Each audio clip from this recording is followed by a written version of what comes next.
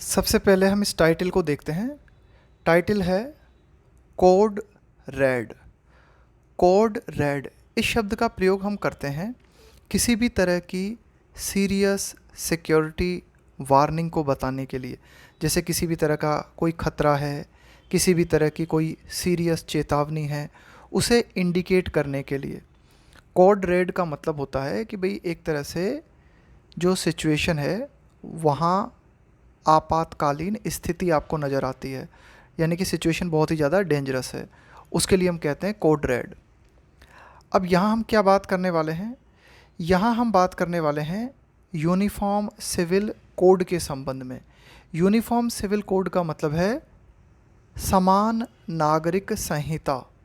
इसका मतलब होता है कि देश में जितने भी नागरिक हैं उन सभी पर एक ही तरह के नियम लागू होंगे। द पुश, पुश का मतलब है किसी चीज़ के लिए जोर लगाना। The push for a uniform civil code should not become a divisive tool. Divisive tool का मतलब हो गया विभाजनकारी साधन, विभाजित करने वाला उपकरण। तो कहने का मतलब है कि यूनिफॉर्म सिविल कोड जो है जिस पर कि जोर दिया जा रहा है, तो the push for a uniform civil code, कि यूनिफॉर्म सिविल कोड के लिए पुश करना, जोर देना, शुड नॉट बिकम, नहीं बन जाना चाहिए, एक विभाजनकारी साधन। यानी कि ये जो यूनिफॉर्म सिविल कोड है ना, यह एक डिवाइसिव टूल नहीं बन जाना चाहिए। यानी कि ऐसा ना हो कि यूनिफॉर्म सिविल कोड के माध्यम से हम जो है लोगों को बांटने का काम करें। The law commission's decision to solicit, solicit का मतलब होता है मांगना। जैसे आप किसी से कोई एडवाइस लेते हो, सलाह लेते हो। Views from the public on the idea of a uniform civil code, कि जो लॉ कमीशन है उसने ये डिसीजन लिया है। क्या डिसीजन लिया है? कि मांगा जाए, क्या मांगा जाए? लोगों के विचार जो है मांगे जाएं फ्रॉम द पब्लिक, कि पब्लिक से उनके ओपिनियंस जाने जाएं। किस बात में, किस बात के लिए? ऑन द आइडिया ऑफ, यानी कि इस विचार को लेकर। On the idea of uniform civil code, कि यूनिफॉर्म सिविल कोड के बारे में, समान नागरिक संहिता के बारे में पब्लिक के क्या विचार हैं, उसके विचारों को जानने का डिसीजन लॉ कमीशन ने लिया है। तो ये जो डिसीजन है अपीयर्स, ये डिसीजन जो है प्रतीत होता है। कैसा? टू बी का मतलब होता है होना, अ पॉलिटिकल इनिशिएटिव, कि ये जो डिसीजन है लॉ कमीशन का, ये प्रतीत होता है क्या? A political initiative. इनिशिएटिव का मतलब होता है कोई पहल करना, किसी चीज़ की शुरुआत करना, उसकी पहल करना। एम्ड एट, तो कुल मिला के ये जो डिसीजन है यह एक राजनीतिक पहल प्रतीत होता है, जिसका उद्देश्य क्या है? एम्ड एट, यानी कि जिसका टारगेट क्या है, जिसका उद्देश्य क्या है? Aimed at bringing the, bringing का मतलब हो गया यहाँ पे लाना,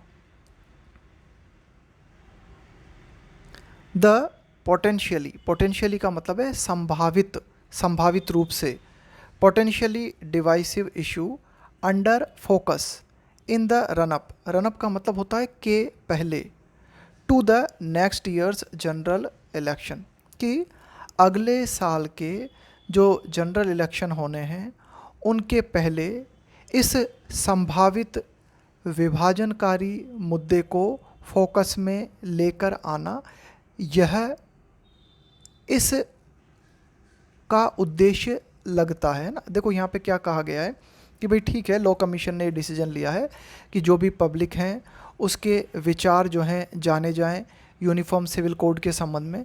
लेकिन ये जो डिसीजन है लॉ कमीशन का, वो प्रतीत होता है कैसा? Political initiative. ये कदम जो है एक राजनीतिक पहल नज़र आता है, जिसका उद्देश्य क्या लगता है? जिसका उद्देश्य लगता है लाना, किस चीज़ को लाना? कि एक जो संभावित विभाजनकारी इशू है उसे अगले जनरल इलेक्शन के पहले फोकस में लेके आना। The commission the 22nd such panel, panel का मतलब होता है एक्सपर्ट लोगों का समूह, कि ये जो कमीशन है, इस लॉ कमीशन की अगर हम बात करें तो यह 22वां लॉ कमीशन है। हैज़ क्लेम्ड, इस कमीशन ने, इस आयोग ने दावा किया है किस बात का, दैट कि ईयर्स हैव इलैप्स्ड, इलैप्स का मतलब होता है पास हो जाना, गुजर जाना, since similar views were sought by the previous panel. अब देखो ये जो कमीशन है इसने ये दावा किया है कि कई वर्ष गुजर गए हैं, कब से, यानी कि इसी तरह के सिमिलर व्यूज़ जो है, देखो सीक की सेकंड फॉर्म होती है सॉर्ट, थर्ड फॉर्म भी सॉर्ट होती है, इसका मतलब होता है चाहना, बाय द प्रीवियस पैनल, कि जो पहले इसी तरह का पैनल था, जो पूर्व पैनल था, उसके द्वारा भी कुछ इसी तरह के विचार जो है मांगे गए थे और इस बात को लगभग कई साल गुजर गए हैं। And that a fresh effort was needed, और इस कमीशन ने ये कहा है कि भाई एक नए प्रयास की ज़रूरत थी, a fresh effort was needed to garner, garner का मतलब है एक तरीके से जुटाना, एकत्रित करना, to garner varied opinions, varied का मतलब हो जाएगा यहाँ पे विविध, विभिन्न टाइप के, ओपिनियंस का मतलब हो गया विचार। तो कुल मिला के इस कमीशन ने दावा किया है कि भाई पहले भी इस तरह के विचार आयोग के द्वारा चाहे गए थे और इस बात को कई साल गुजर गए हैं, और अब जो है एक नई फ्रेश शुरुआत की ज़रूरत थी ताकि जुटाए जा सकें, क्या, विविध विचार जो हैं लोगों के, उन्हें जुटाया जा सके। आगे देखते हैं। The 21st commission had released a consultation paper, consultation paper का मतलब हो जाएगा कि भाई कोई ऐसा पेपर जिस पर आपने विचार विमर्श किया और इसके बाद उस पेपर को आपने जो है सामने रखा। इन 2018, तो जो 21वां आयोग था उसने एक पेपर जो है पब्लिश किया था 2018 में, दैट कैटेगोरिकली, कैटेगोरिकली का मतलब होता है स्पष्ट रूप से, साफ तौर पे, और उस पेपर में स्पष्ट रूप से कहा गया था, क्या बात कही गई थी, said a uniform civil code was neither necessary nor desirable. 2018 के कमीशन के इस पेपर में कहा गया था कि यूनिफॉर्म सिविल कोड न तो ज़रूरी है और न ही डिज़ायरेबल है। डिज़ायरेबल का मतलब होता है वांछनीय, यानी कि जो आप जिसको आप चाह रहे हो, डिज़ायर करने का मतलब होता है किसी चीज़ को चाहना, उसकी इच्छा करना।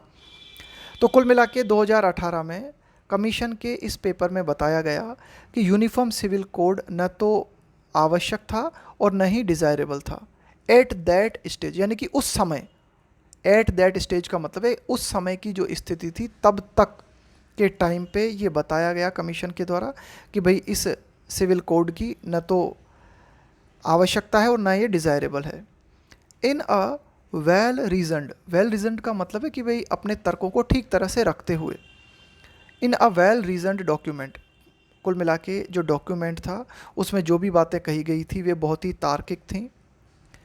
इट हैड देन आर्ग्यूड, तो वो जो डॉक्यूमेंट था, वो जो पेपर था, उसमें तार्किक रूप से उस समय ये आर्ग्यूमेंट दिए गए थे, ये बातें जो है तार्किक रूप से रखी गई थी, दैट कि the focus of initiatives to reform the various personal laws should be the elimination. देखो फोकस का मतलब है कि आपका मुख्य बिंदु क्या होना चाहिए, ऑफ इनिशिएटिव्स, इनिशिएटिव का मतलब हो गया पहल करना, टू रिफॉर्म, रिफॉर्म का मतलब है कि भाई आप जो है सुधार करते हो, किसी भी चीज़ में कोई संशोधन करते हो। द वेरियस पर्सनल लॉस, यानी कि पर्सनल लॉस का मतलब हो गया एक तरीके से व्यक्तिगत कानून, यानी कि विभिन्न धर्मों के जो विभिन्न धर्मों के जो व्यक्तिगत कानून हैं, अगर उनमें आप रिफॉर्म करना चाहते हो, उनमें आप संशोधन करना चाहते हो, इस तरह के स्टेप्स, इस तरह की इनिशिएटिव्स आप लेते हो, तो उनका फोकस क्या होना चाहिए, उनका focus should be the elimination, elimination का मतलब है किसी चीज़ को हटा देना, उसको एलिमिनेट कर देना, of all forms of discrimination, discrimination का मतलब होता है भेदभाव। तो कुल मिला के अगर इस तरह के सुधार किए जाते हैं, विभिन्न पर्सनल लॉस जो हैं अगर उनमें सुधार किए जाते हैं, तो उनका फोकस होना चाहिए कि हर तरह के जो निजी कानून हैं उनमें जो भेदभावपूर्ण कानून हैं उनको हटाना, मेन फोकस होना चाहिए। रादर देन का मतलब हो गया के बजाय। एन अटेम्प्ट, अटेम्प्ट का मतलब हो गया प्रयास। To bring about uniformity in the laws, कि गवर्निंग वेरियस रिलीजन्स।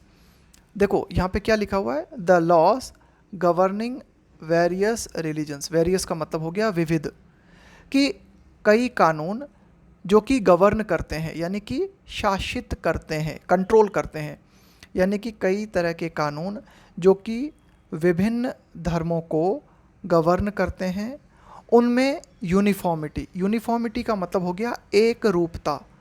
तो कुल मिला के विभिन्न धर्मों के विभिन्न कानून हैं जो कि उन धर्मों को गवर्न करते हैं, उनमें एक रूपता लाने का प्रयास करने की बजाय इन विभिन्न कानूनों में जो भेदभावपूर्ण कानून हैं उन्हें हटाना मुख्य फोकस होना चाहिए। The document was progressive in nature.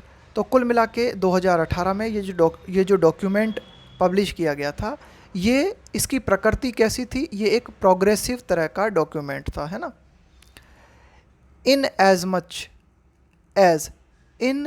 Much as, इसका मतलब होता है कि भाई टू द एक्सटेंट दैट, यानी कि इस सीमा तक। तो ये जो डॉक्यूमेंट था ना, ये प्रोग्रेसिव था किस सीमा तक, कि it emphasised non discrimination over uniformity. क्योंकि इस डॉक्यूमेंट ने, एम्फेसाइज का मतलब होता है जोर देना, इस डॉक्यूमेंट ने जोर दिया किस चीज़ पर, नॉन डिस्क्रिमिनेशन। डिस्क्रिमिनेशन का मतलब होता है भेदभाव, जस्ट अपोजिट, डिस्क्रिमिनेशन का जस्ट अपोजिट होता है नॉन डिस्क्रिमिनेशन, है ना, भाई किसी भी तरह का कोई भेदभाव ना करना।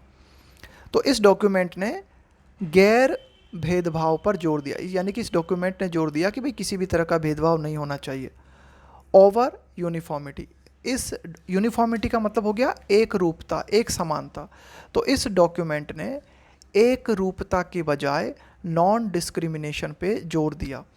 एंड रिकग्नाइज्ड, और इस डॉक्यूमेंट ने इस बात को पहचाना, किस बात को, रिकग्नाइज्ड का मतलब होता है पहचानना, किसी चीज़ को स्वीकारना, दैट कि there could be diverse means of governing. Means का मतलब हो गया यहाँ पे साधन, डाइवर्स का मतलब हो गया विविध या विभिन्न टाइप के, ऑफ गवर्निंग एस्पेक्ट्स का मतलब हो गया पहलू, of personal laws such as marriage, divorce, inheritance and adoption instead of. अब देखो इस डॉक्यूमेंट में इस बात को स्वीकारा गया कि विभिन्न तरह के साधन हो सकते हैं, कि विभिन्न जो पर्सनल लॉ हैं वे, उनमें कई तरह के पहलू हो सकते हैं कि वे अपने आप को किस तरह से गवर्न करते हैं, यानी कि विभिन्न पर्टिकुलर धर्म हैं, उनमें मैरिज किस तरह से होती है, उनमें तलाक किस तरह से होता है।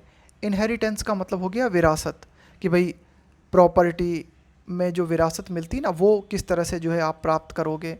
एंड अडॉप्शन, अडॉप्ट का मतलब होता है किसी चीज़ को अपनाना, है ना। उदाहरण के तौर पे जैसे अडॉप्शन का मतलब है कि आप जो है किसी बच्चे को गोद लेते हो। इंस्टीड ऑफ का मतलब हो गया के बजाय। तो कुल मिला के ये जो बातें हैं, जैसे कि मैरिज है, डिवोर्स है, इनहेरिटेंस है, अडॉप्शन है, तो इनसे जुड़े हुए पर्सनल लॉज जो हैं वो विभिन्न हो सकते हैं। इस बात को उस डॉक्यूमेंट में स्वीकारा गया था। इंस्टीड ऑफ का मतलब है के बजाय। इम्पोजिंग, इम्पोज का मतलब होता है एक तरीके से थोपना, किसी चीज़ को ज़बरदस्ती लागू करना। Imposing a single set of rules on society, कि सिंगल सेट ऑफ रूल्स का मतलब हो गया single set of rules on society, कि समाज के ऊपर एक ही तरह के नियम लगा देना, चाहे वे किसी भी धर्म के अंतर्गत आते हों। तो कुल मिला के वो जो डॉक्यूमेंट था, 2018 वाले डॉक्यूमेंट की हम बात कर रहे हैं, तो वो जो डॉक्यूमेंट था उसमें सिंगल सेट ऑफ रूल्स को समाज पे थोपने की बजाय इस बात को स्वीकारा गया था कि भाई विभिन्न जो पर्सनल लॉ हैं वे अलग अलग हो सकते हैं।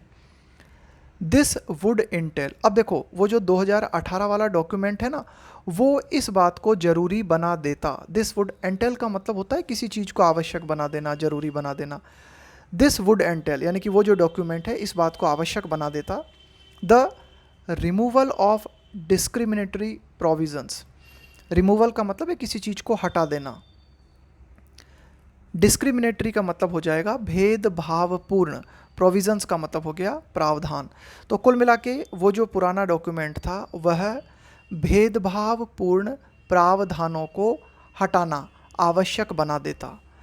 स्पेशली खास करके वो प्रावधान दैट अफेक्ट विमेन, जो कि महिलाओं को प्रभावित करते हैं, यानी कि ऐसे भेदभावपूर्ण प्रावधान जो कि सभी को प्रभावित करते हैं लेकिन खास करके महिलाओं को प्रभावित करते हैं। इसके अलावा and adoption of some overarching norms.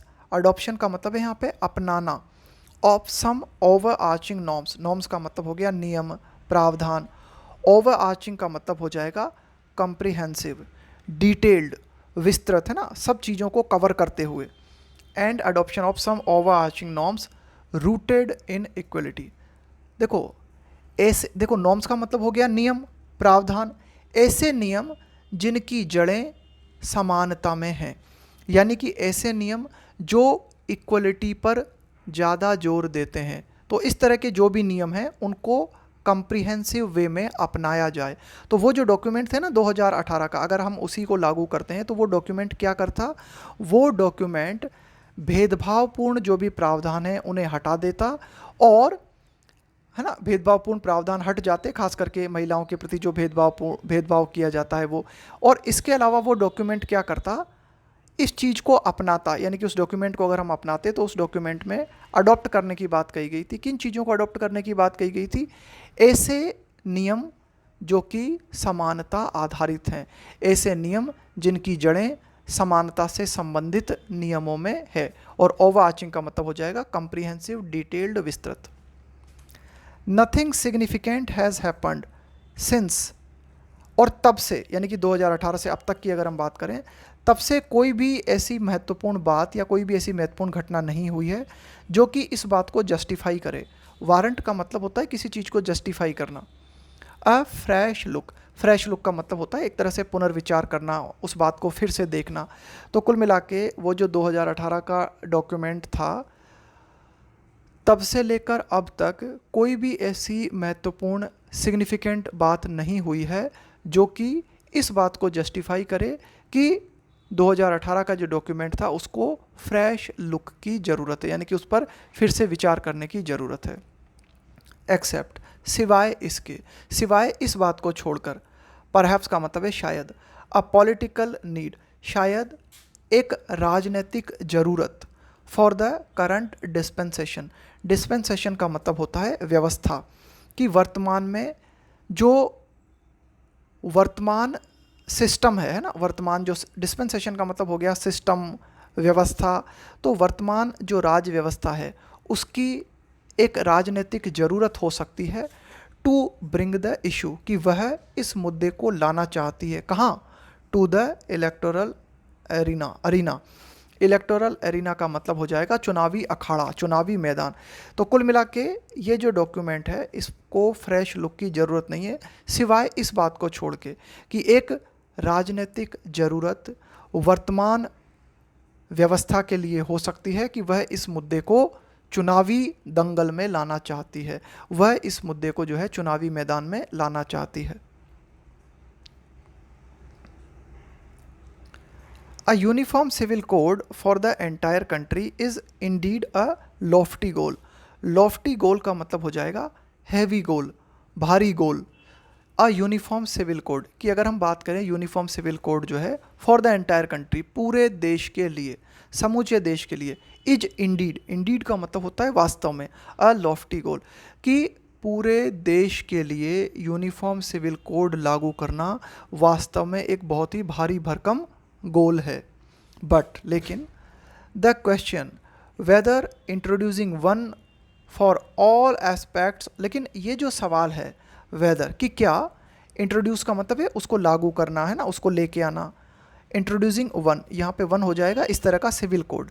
For all aspects of personal law would impinge on, impinge के साथ में आता है ऑन प्रिपोजिशन।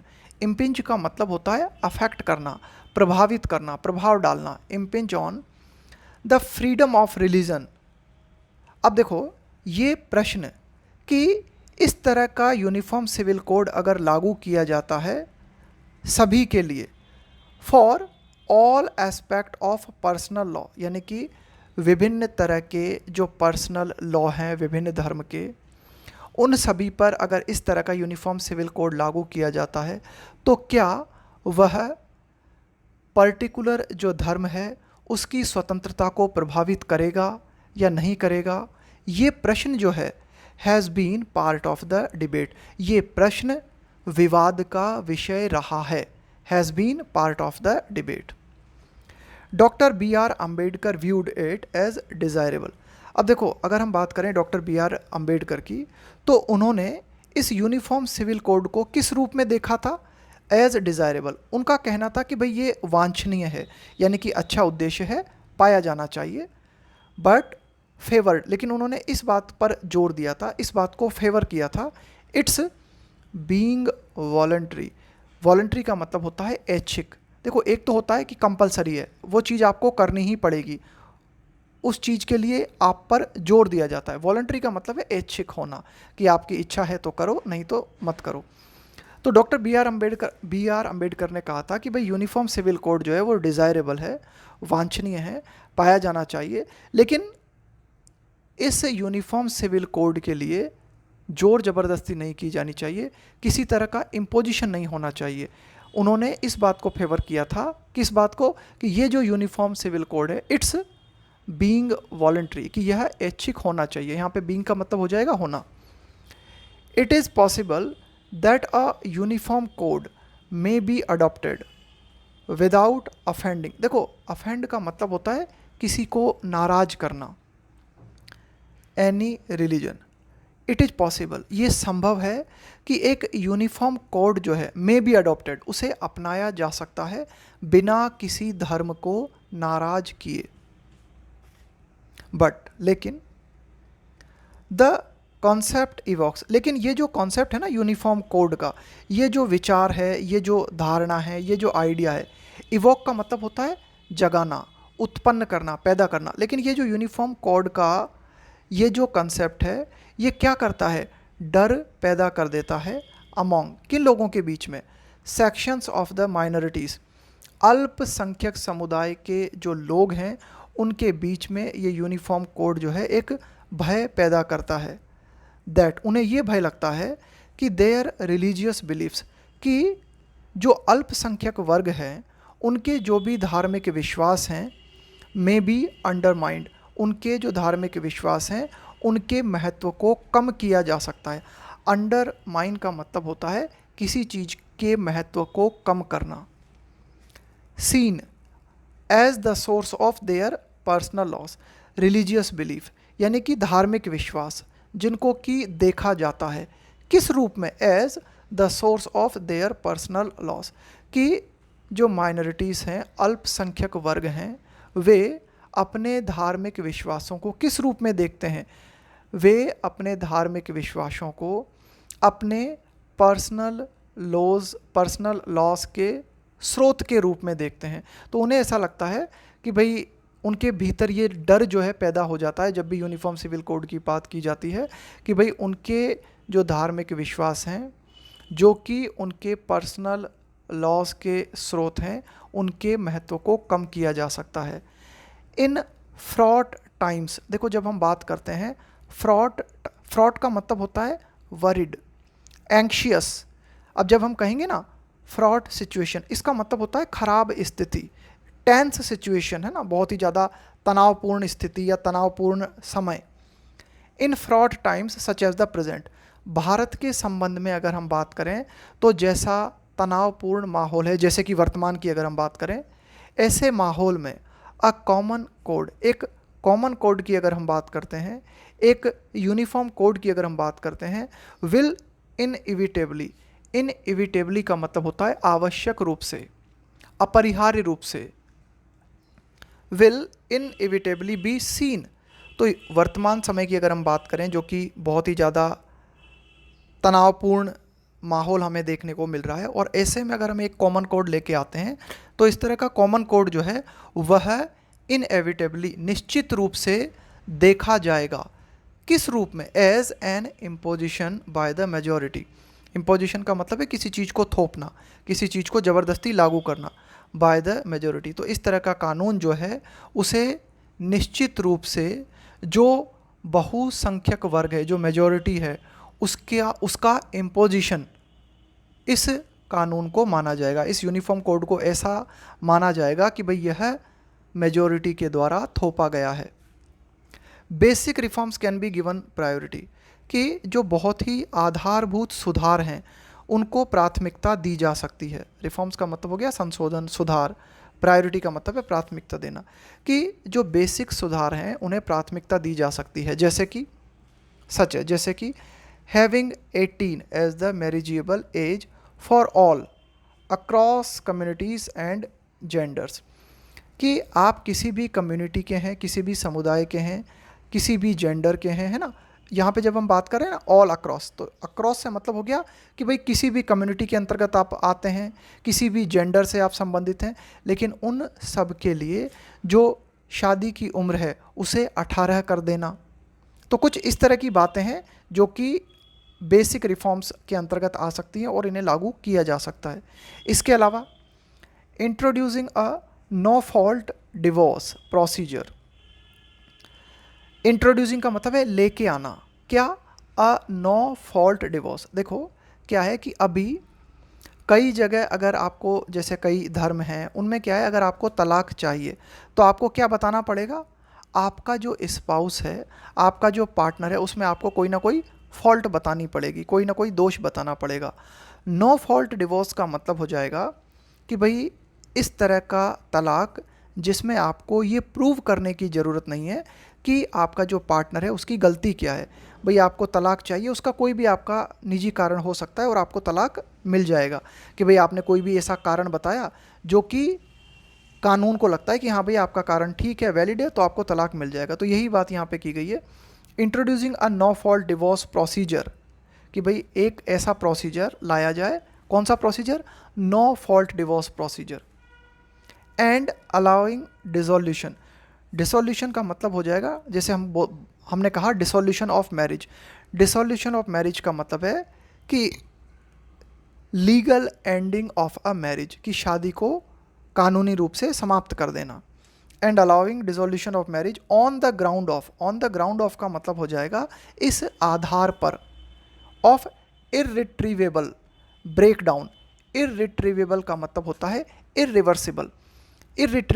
इररिट्रीवेबल का मतलब है कि भाई अब जो है आप इसको रिवर्स नहीं कर सकते, अब आप इसको सुधार नहीं सकते, ठीक है ना। कि भाई ब्रेकडाउन, ब्रेकडाउन का मतलब होता है एक तरीके से फेल हो जाना, किसी चीज़ का टूट जाना।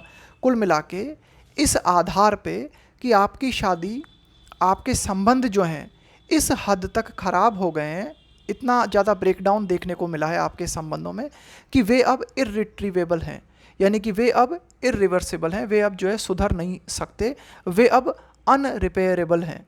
तो इस आधार पे जो है आपको तलाक मिल जाए ना। तो कुछ इस तरह की बातें हैं जिन्हें अपनाया जा सकता है। And having common norms for post divorce division. इसके अलावा हैविंग, इस बात को रखना, क्या?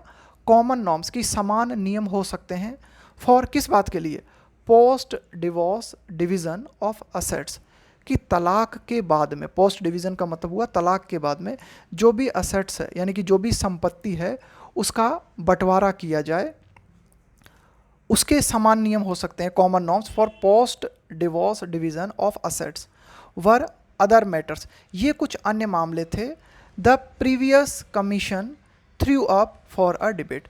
अब देखो यहाँ पे थ्रू अप का मतलब है एक तरीके से सामने रखना, प्रस्तुत करना, तो किसी के नोटिस में लाना। तो ये कुछ ऐसी बातें थी जो कि प्रीवियस लॉ कमीशन के द्वारा डिबेट के लिए प्रस्तुत की गई थी, यानी कि प्रीवियस लॉ कमीशन के द्वारा कहा गया था कि भाई इन बातों पर भी हम विचार कर सकते हैं। जैसे कि पोस्ट डिवोर्स के बाद में जो भी असेट्स होती है उसके डिवीज़न के लिए जो है समान नियम हो सकते हैं। इसके अलावा कोई व्यक्ति अगर तलाक चाहता है तो तलाक का आधार ये हो सकता है कि वो व्यक्ति कहे कि भाई अब जो हमारे संबंध हैं वे कैसे हैं, वे बहुत ही ज़्यादा डैमेज हो चुके हैं, वे इर्रिट्रीवेबल हैं, तो उसके लिए आपको जो है नो फॉल्ट डिवोर्स प्रोसीजर की ज़रूरत ना पड़े।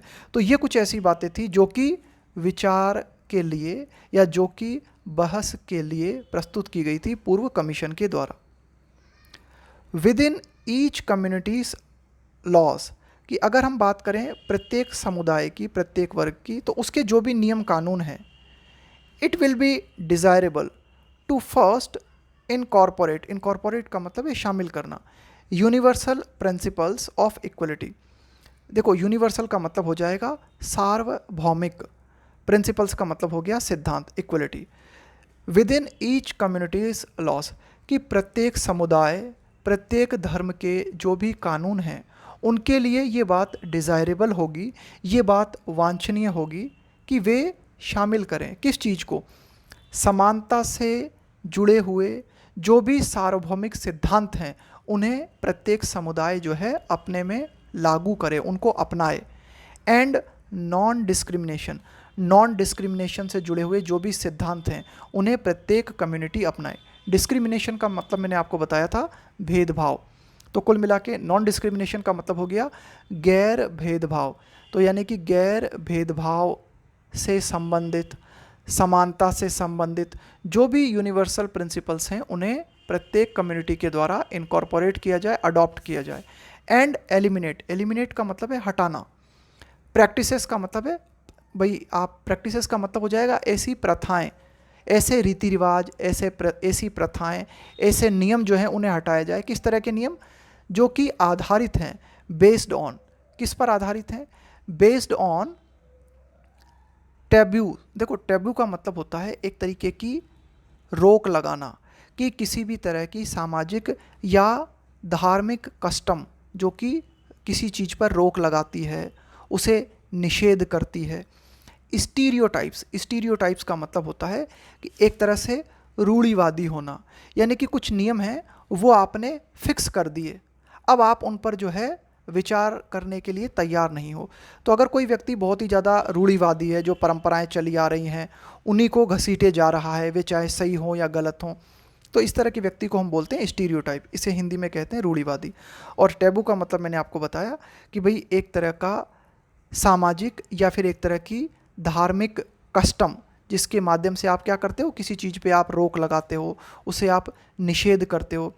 तो कुल मिला के विभिन्न धर्मों में जो भी टैबू हैं, जो भी रूढ़ियाँ हैं, है ना, जो भी स्टीरियोटाइप्स हैं, उनको क्या किया जाए, इस यानी कि ऐसे नियम जो कि टैबू और स्टीरियोटाइप्स पे आधारित हैं उन्हें एलिमिनेट किया जाए, उन्हें हटाया जाए।